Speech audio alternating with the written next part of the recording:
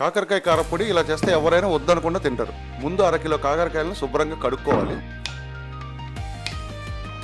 ఇలా గుండ్రటి ముక్కలు కట్ చేసుకోవాలి. మరీ సన్నగా ఉండకూడదు, అలానే మరీ లావుగా ఉండకూడదు.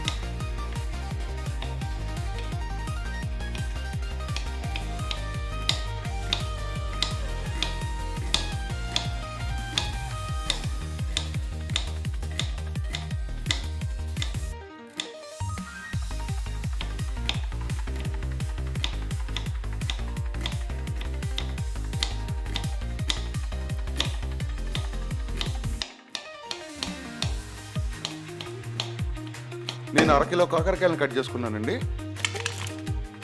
కొన్ని కాకరకాయలు ముదురు ఉన్నాయి. ముదురు విత్తనాలు మనకి మంచిది కాదు, టాక్సిక్. ముదురు విత్తనాలు తీసేయడానికి కాకరకాయలను చేతితో కాస్త పిసికితే ఆ ముదురు విత్తనాలన్నీ రాలిపోతాయండి. ఇదిగోండి, ఇలా పక్కకి తీసేసుకోవచ్చు.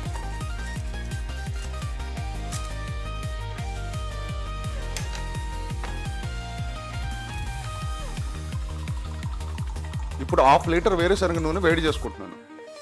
ఇదిగోండి, ఈ కప్పుతో 1 కప్పు వేరుశనగ గుళ్ళు ఫ్రై చేసుకోవాలి.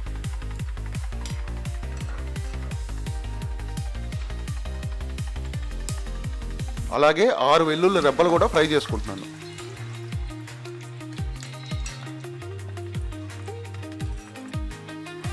ఈ 2 ఫ్రై అయిపోయాక ఇందాక కట్ చేసుకున్న కాకరకాయ ముక్కలను వేపుకుంటున్నాను.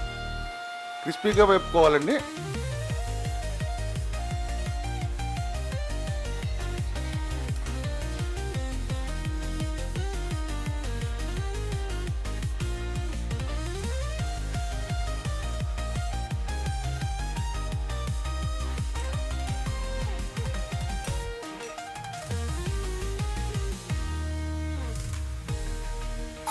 ఇప్పుడు ఒక గుప్పెడు కరివేపాకును కూడా వేసుకోవాలి.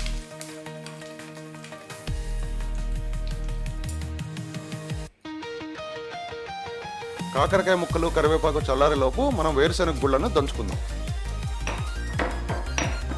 ఇదిగోండి, ఈ మాత్రం కొబ్బరి వేసుకోవాలి.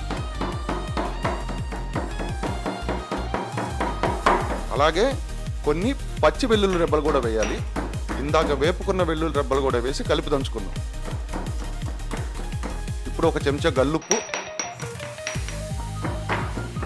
1 చెంచా జీలకర్ర మొత్తం మెత్తగా దంచుకోవాలండి. చివరిలో 2 స్పూన్లు కారం మొత్తం శుభ్రంగా దంచుకొని ఈ కారపొడిని రెడీ చేసుకోవాలి. ఇప్పుడు వేపుకున్న కాకరకాయ ముక్కలు, కరివేపాకు, ఇందాక దంచుకున్న పొడి వీటన్నిటిని వేసి కలుపుకోవాలండి. 2 చేతులతో శుభ్రంగా కలిపేయండి. అంతే అండి, మన కాకరకాయ కారపొడి రెడీ.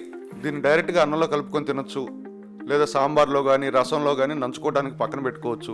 చేదు ఉండదు, అద్భుతంగా ఉంటుంది రుచి. ఒకసారి ట్రై చేసి చూడండి.